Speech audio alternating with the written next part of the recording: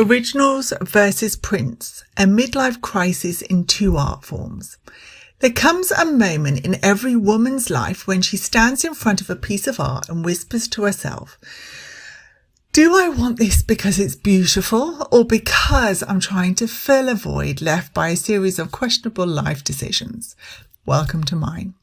Now, I've recently entered a thrilling new phase of my life called postmenopausal, newly diagnosed ADHD artist with a penchant for late night snacking and overcommitting to everything except exercise. So in this chapter, my coping mechanisms include compulsively painting animals in sweaters and over-analysing whether people prefer originals or prints. They both have their charms, and one of them doesn't require selling your car. So let's talk originals first.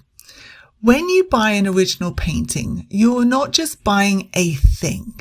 You're buying the slow, caffeine-fueled unraveling of an artist who once sat staring at a canvas, questioning her life choices, her colour palette, and whether the dog she painted looks a little bit like her neighbour spaniel who once gave her a judgmental side-eye during a barbecue.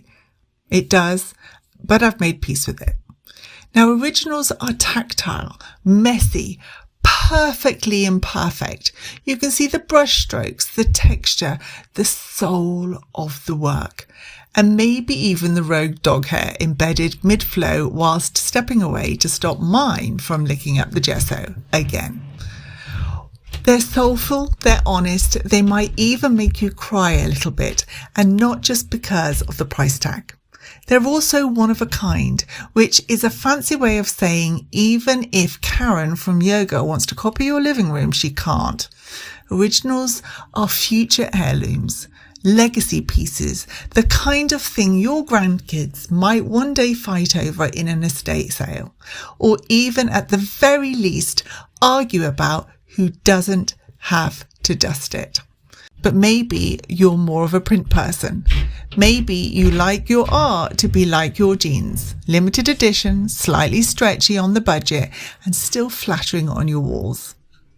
Prints are for the practical dreamers, the emotionally stable, and the ones who'd rather build a mini gallery wall without auctioning off their sanity or their kidneys. A signed limited edition print gives you a slice of original magic minus the oops, I forgot to pay the gas bill energy. And because I like to keep things just exclusive enough to feel fancy, but not so exclusive that it feels like a secret society run by people named Chad, my prints are limited in number, signed by yours truly, and ready to charm the socks off your guests. Or at least distract them from the fact that you still haven't fixed the crooked photo frame on the wall in the hall. We all have one. So, originals are like falling in love, messy and predictable, deeply satisfying, and sometimes expensive. And prints are like that great friendship, steady, joyful, easy on the heart and your wallet. Either way, you get to live with art that speaks to you, which frankly is more than I can say for most humans at this stage of life. And hey, if whimsy, warmth and side-eyeing critters in knitwear sounds like your kind of gallery wall, I've just launched my new mini print collection, Sidekicks and Soulmates. Each print is lovingly signed, limited in number and ready to charm the heck out of your walls. Go peek before they're gone.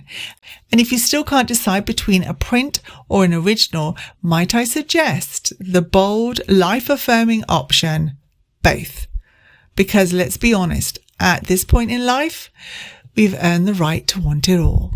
Still wondering which one's for you? I'd say go with your gut, unless your gut says eat cheese and scroll Instagram for 2 hours, in which case go with your heart.